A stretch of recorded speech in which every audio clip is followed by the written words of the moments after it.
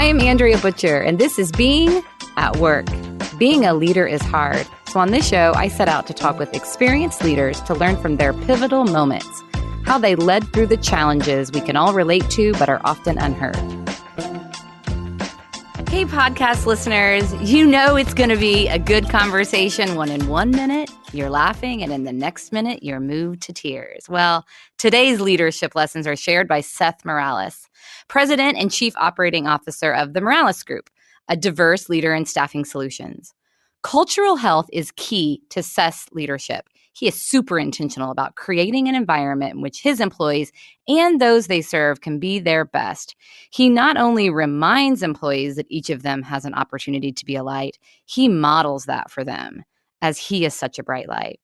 During our time together, Seth shared the details of a 2-year process in which the leaders of the Morales Group hunker down to operationalize their shared values and their shared vision. Listen in to learn from Seth about his key learnings during the process. Yeah, so I've been on board with Morales Group for 14 years. And part of my journey was initially I was just kind of a worker bee on the sales front. I came in to help build the business. I was employee number 5. And that was kind of a special moment for me to kind of see the business start at an early stage and then build it from ground up. Played in the sales role for about 7 years and then got into leadership after my 7th year into kind of a mid-level manager and then eventually an executive and then president and CEO today. So it's been an interesting ride. There's been some bumps in the road, but it's been fun to play in, I think, a number of different roles, from somebody who's actually on the front lines to kind of a mid-level leader and then kind of today a leader of leaders at kind of the high end. Leader of leaders. That's right. That's something that is very apparent in the work that you do. I see that in your social media posts. I read that in the things you write about. Yeah.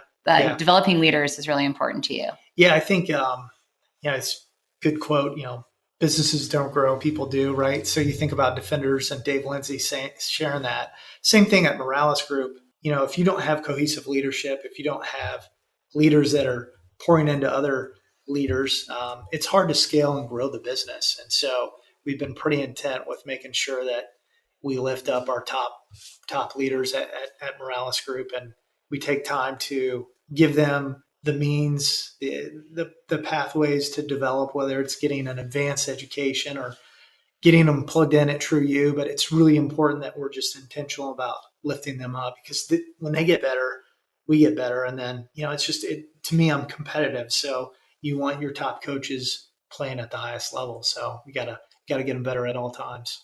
And doesn't everyone need to be lifted up? Yes, for sure. So thank you for doing that. Yeah. For modeling that. Yeah, I think it's a wonderful opportunity to just lift others up and see them thrive. It's been a learning opportunity for me this year to kind of step out of the way and delegate more and let them kind of step into more just responsibility. And that's something that I've learned as a leader. I wish they would have taught that in business school at Notre Dame, or if somebody would have pulled me aside to teach me how to delegate better. Because I think there's a lot of new leaders that come into roles like myself that don't necessarily know how to let go of or let control go. I think Sarah Blakely said it best at the founder of Spanx. She talked about how if somebody could do a job as well as you at 70 or 80% of your level, like that's when you need to step away and let them kind of take the reins. And even if it's not up to your 110% expectation, they can be really effective, and you need to kind of get out of the way so your business can scale and let others help kind of lift it up. That's great. Good philosophy. And thanks for sharing the quote. I'd never heard that. Yeah. I like that. Yeah, for sure. So you talk about cohesive leadership. Yep. I know that you have a story that really brings that home for you, a situation when, upon reflection, you see the value of cohesion. I think back to cohesive leadership, and I think about probably the single most important thing that happened to me as a leader. And I had front row seats. I wasn't necessarily the single leader as president and COO at the time running the company, but I was learning to become a leader. And our business at the time had some decent growth. We had 2 founders, and both founders complemented each other in certain ways to a point. And one of the founders was my father. The other was a gentleman that was good in his own right with back office, finance, systems. He understood technology, and they complemented each other. But we got to a point where we started to grow and we started to sputter. And what I realized was these two leaders weren't cohesive with their mission, their values, and where they wanted to take the business. And so what happened was you had kind of two different voices and two different visions for the company. And so that created, I think, two different divisions and camps. And it was really hard to operate. And so we had all this growth up to a point, and we had, yeah, at the time, I remember this is 2011, 2012, we were about 34 million in revenue, but we had no profit. And we just kind of hit this standstill, and it was like, this is not working. This was just a two leaders that were unevenly yoked. And when you see two leaders that are unevenly yoked, they don't have the same core values, or they don't want to operate the offense in the same manner or style, you're going to have disruption. And so you're not going to have growth. You're not going to have an engaged culture. And so I saw that firsthand as kind of a leader to be. This was my dad and his business partner. And it was a good challenge for us because we really sputtered as a company. So I think about that time, and I take a step back. I challenged my father to really kind of do something about it. And this was in 2011. And so my wife and I were sitting with my dad by the fire, holidays. We're talking to him, and we're like, Dad, you got to do something. Like, this is not working.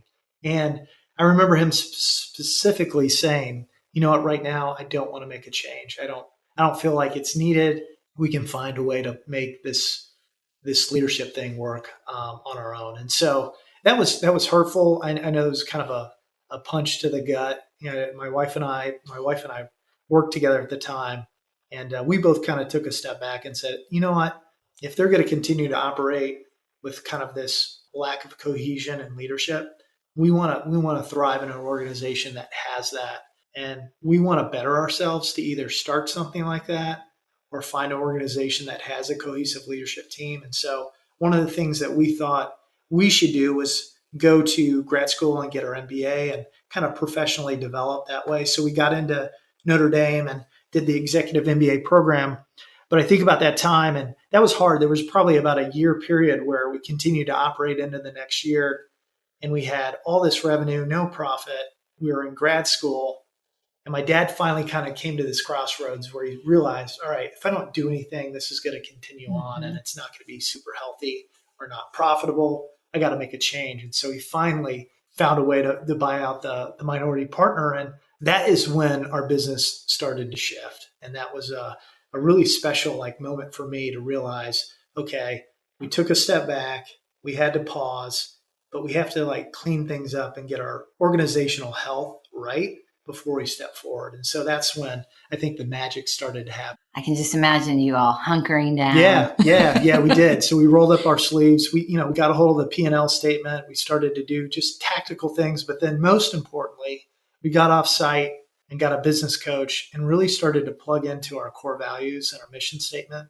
And so we had 10 core values. We whittled it down to 3: be humble, be courageous, and be a light. And then we really refined our mission statement, which is building better futures one story at a time. And so when we did that, and we started to share that with the team, and we did that in a manner where we had a monthly cadence, and we would bring everyone together to talk about those 3 core values and the mission statement, we started to notice a real difference in our business. People started to become more engaged. There was clarity with where we were going.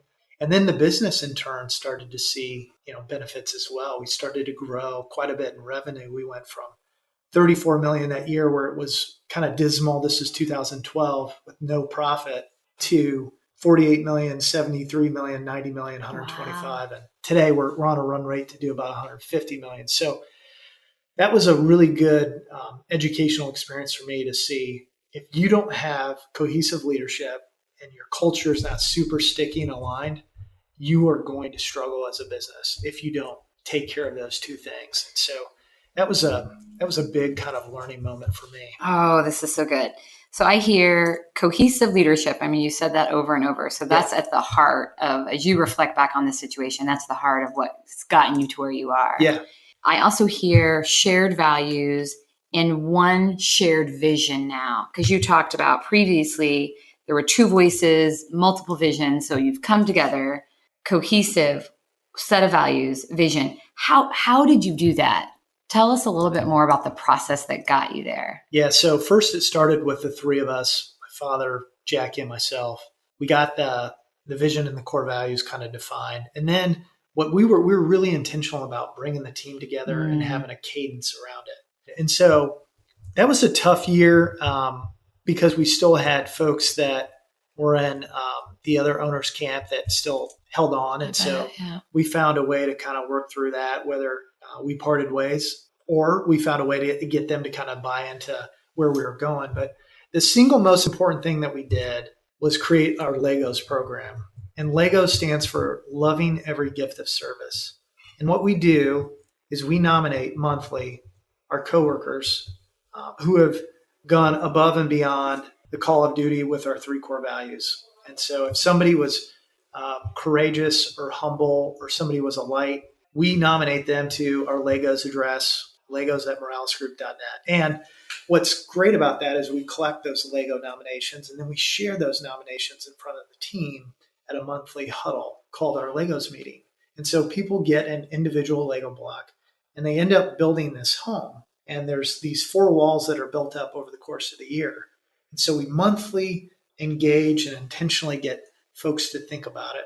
And then when the 4 walls are built up and we're profitable enough as a company, we actually go down and build homes in Mexico. And that's kind of part of fulfilling the mission of the company. Yeah. And through Homes of Hope. Yeah. Through Homes of Hope, which you obviously have program. some experience. Yeah. So that's been really cool to get buy-in.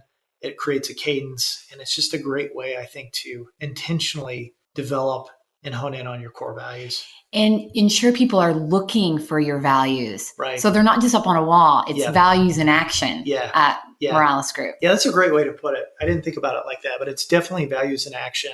It's a work in progress. It took some time. It took about a year or two for folks to get caught on. But when you have that intentional monthly reminder, it's so cool to see people lift it up and to see how we start to get vendors or suppliers getting Legos, and then we get our partners getting Legos. And so we start to invite those folks to our Legos meetings. So it's really cool. It's a cool way to kind of build a community around a cool cause. Oh, yeah. So let's talk more about that process for you. Yep. So about how long, Seth, would you say it took for that to catch on and become a rhythm that was natural for you all? It took us about 2 years. Okay. And it was, 2 years of just intentional hard work, making sure we had that monthly cadence, that we found ways to build upon our employee engagement to ensure that when you were hired on board, you understood our core values and mission statement. One thing that I do that I think is really intentional as a leader is I meet with every new hire. We'll do new hire classes, and I'll do an hour presentation on the why. So we talk about Simon Sinek's why. We have our own why, and we do our golden circle. And we talk about our core values and our mission and our vision and what we try to stand for. Because I think Morales Group is more of a cause disguised as a company. And so when you think about the cause is to truly build better futures, empower those that are underserved.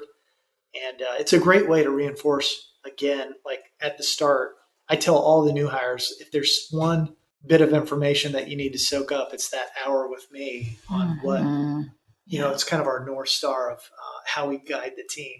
And that's really intentional. It's important. I still do it today. We have about 150 staff members. So it's starting to get a little bit harder as we have had a lot of growth, but it's something that I'm not going to let go of today because I see the importance of it. Yeah, and we are hardwired to want to belong to something. Yeah. And so you're giving them at the onset, this is what you belong to. Gives them something to connect to. Yeah, it's neat to see because a lot of times when we interview, we talk about we want to hire for character and train for skill. And in our business, I don't think we're kind of at the low end of the recruiting from a technical standpoint. So we feel like we can get any recruiter up to speed on technically learning how to recruit. But what we're really looking for, do they have that alignment with how we operate the business with building better? Do you want to serve? Are you a light? And so we're really intentional about making sure we find talent that has that servant heart. So a lot of times we interview kind of from the bottom up of the resume. We're not necessarily going to the technical past experiences. We're looking at, where do you volunteer? What makes your heart sing? Like what's important? And so all that, I think, makes a really big difference with the folks now that we have coming in the door. Yeah, and I'm just thinking about those people who've never thought about themselves as a light. Like that gets me. Because now all of a sudden it's, I can be a light? Yep. Yes, I'm a light. Yeah. And there's different ways you can be a light. You can be upfront as your first impression or admin, and you can be a light to somebody who's coming in who's had a bad day. You can be a light to a coworker who's having a tough challenge. You can be a light to a customer in ways that maybe they didn't think. And so there's a lot of different ways that we've created how to be a light.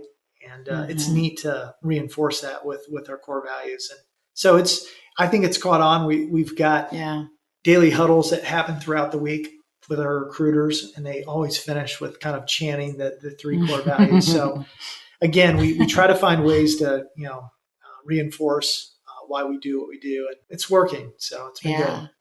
Okay. So let's talk about you during those 2 years. Yeah.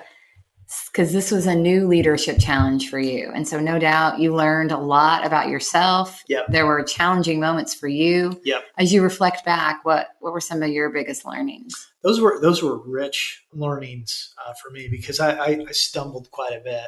I think about one thing that comes to my mind. I was learning to find my voice. I struggled with radical candor. I struggled with spirited conversations. And that was something that, being a new executive, kind of, my dad was very gracious in letting us help run the business day to day. So while I didn't have the president title, we had a lot of responsibility. And so those were some learnings with learning how to find your voice and speak up or challenge somebody. It was something that I hadn't done as much in the past. I think learning to lead leaders was big for me. So we had an executive team, and we had to find a way to kind of create cohesion within that executive team. But how are we developing those leaders? And then how are you developing kind of that next level below them? And so I think some of that started to happen as I was growing as a leader. The other thing that's really important, I think, with any business that grows, especially with our growth rate, you don't want to lose what's made you special, but at the same time, you have to professionalize if you want to grow and scale. And so there's an art to learning to hold people accountable while keeping the essence and the purpose of what's been. Yeah. So that was probably, I think, one of the biggest learnings I had, was learning how to balance that, but also get people on board with, hey, this individual might not be the best suited for this role in the future. We may have outgrown this talent, and we need somebody else to kind of take it to another level. And so how do you do that with like respect and openness? So it was a really big challenge, because when you go from 20 or 30 staff to 150 staff, there's folks that sometimes are either, it's just the business outgrows them. And so you have to find a way to like graciously either exit them out of the business or repurpose them for another role. There's tough. A JFK quote that just is like so in my head when you're talking about that. Hold fast to the best of the past, move fast to the best of the future. I love it. That's great. Because doesn't that, like the legacy that your dad and his partner built, and what you and Jackie are now bringing, you've got both. It's the coexisting of all of it that makes it what it is. Yeah, because I think if you focus just on the future, you're losing, I think, kind of the special sauce that helped build and create Morales Group. And I think because it wouldn't exist if that hadn't been. Absolutely. I mean, I think about my dad and my dad's partner. While there were some challenges there was so much like good and creativity that came into the mix. And so there are things that we have extracted from that and held on to from the past that they're non-negotiable. We're not going to get rid of them. It's, for example, we're not going to get rid of our trip down to Mexico to do the home builds. And that's something that was already kind of evident prior to that. And so our giving heart, my dad's giving nature. We're going to continue to just support all the communities around Morales Group in the city of Indianapolis. So we're going to, hold on to those kind of core tenets. My grandfather challenged my dad as he was kind of getting ready to pass of cancer to really make a difference and give back, but in a way that wasn't just cutting a check, wasn't just like serving the community, but really like making an impact. And my dad felt like the one way he could do that was providing a job. And so we think about that story of the American dream, about wanting better, wanting to lift up others. And so we see Morales Group in that just kind of heart of the origination of how we started to really kind of lift and empower those that are underserved, because we're staffing people in the blue collar ranks that make $15 an hour. It's very unsexy work, but it's meaningful. There's purpose. And you're reminding them that they are a light. Yes. They have an opportunity. Yes, for sure. And I think there's a lot of companies out there that see them as just somebody to get the job done. And they're not empowering or lifting them up or taking them from any job to a better job to eventually a career. Yeah. So we call that ABC, and we feel like there's a real opportunity there to empower a workforce that I think is being left behind in some rights. So it's a cool opportunity for us.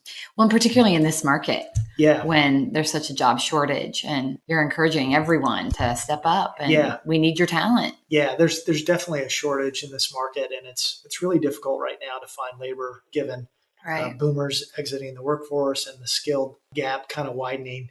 Yeah, there's a lot of opportunity, I think, for those that are there, ready, raising their hand. We just need to provide them pathways, or we need to be a coach and be a light for them. So as you're building this cohesive team, you're working with Jackie, you're working with your dad, what I hear you saying, you're learning about yourself is learning to find your voice, radical candor, leaning into tough kind of conversations, and then leading leaders. Those were things that you learned through that process. Just if you grew up in my family, just for some context, not the most confrontational family, not a lot of radical candor. And so the way I was raised, it was to be a little bit more agreeable. And so I've had to learn to flex that muscle. I think somebody that's been really helpful as a coach, there's a woman in town, Sally Tassani, and she's been a great coach to kind of push on Jackie and I to find our voice, practice difficult conversations. And it comes with the territory. As a leader, you're going to have to fire people. You're going to have to make cuts. You're going to have difficult conversations with your vendors. And so I think it's been helpful to be around other leaders who've coached me on how to have those conversations. Yeah. But it's been a good work in progress for me. Yeah. And it's one of those things you'll continue to develop. For our listeners who maybe aren't familiar with the radical candor model, so Kim Scott book. Yeah. And so she talks about caring personally and challenging directly. Right. So don't you love those two? Love it. Yes, that's what makes that model so powerful. It's like, okay, if I really care about this person and this situation and our vision, then I'm going to challenge and I'm going to do it directly. Yeah, like the single biggest thing for me is when somebody is let go from your organization and they're caught off guard. That means that you didn't necessarily have a transparent conversation with their performance. And you should care enough to want to make sure that they're not caught off guard. Yeah. And so I always kind of think about truth over harmony. While I really do care for you, and that's why I'm going to be truthful in my feedback to you on how you're performing. And so we're really trying to work with our leadership and our mid-level group of managers to flex and build that muscle. But I see a lot of, when you think about our organization, it's very familial. If you think about the DISC profile, we're very I and S oriented. So there's a lot of hugs and vibes and feel good. A lot of relationships. Yeah. Right. But there's also a lack of transparency and accountability. But I think as I see more leaders that I'm around, I'm in YPO, and that's been a great opportunity for me to see how leaders have built other leaders in their organization. I think there's a lot of companies out there that don't realize the importance of lifting up. I call them your like offense and defensive coordinators, the key like leaders in your organization. We have coaches. We have forums for all of our key execs and key directors. And that's something that's non-negotiable. We need to make sure that we're always kind of lifting up and pouring into those folks. And that's helped us, I think, with our growth. So another thing that I think we're doing that's intentional and it's helped our leaders grow. So one final wrap-up question. Yeah. So if you could go back to that 2-year process and give yourself some advice going into that, what advice would you give young Seth? Young Seth. It's a marathon, not a sprint. I think I needed to have it figured out right away. Don't be so hard on yourself. Have some grace. I think the other thing that I look at like my early 30s as I was becoming a leader, probably the best advice I would go back to share with myself is don't let your job or career define who you are. Something that I've struggled with as a young professional and as now an exec and a leader, not just being defined by the business that you've built. And so that's probably one of the best things that I would have taken to share with my younger self in the past. Great advice. Yeah, thank you. For our listeners. Yeah. The power in story are the lessons that we can gain. And there's all kinds of things you shared with us today. My key takeaways are the power of cohesion within the team, shared values, shared vision, and then operationalizing that across the business. Yes. That's what you've done. So if our listeners want to connect with you, what is the best way for them to do that? I think the best way to connect with me is just jump on LinkedIn. I'm an open network. Definitely send me a quick, hey, I'd like to connect, heard your podcast. It's obviously just type in the search bar, Seth Morales, and you can find me. So that would probably be the easiest way. Okay. You also have a podcast. We do. Skill Up, Build Up? Yeah. Okay. Yeah. So it's powered by Morales Group, but it's all about kind of solving the issue with the skills gap and just talent shortage and how we can answer that. So definitely check that out. Yeah, wherever you listen to podcasts. Yeah. Thank you, Seth. So good to connect with you. Thank you for joining us for this episode. Please subscribe wherever you listen to your podcast to never miss a Being at Work story.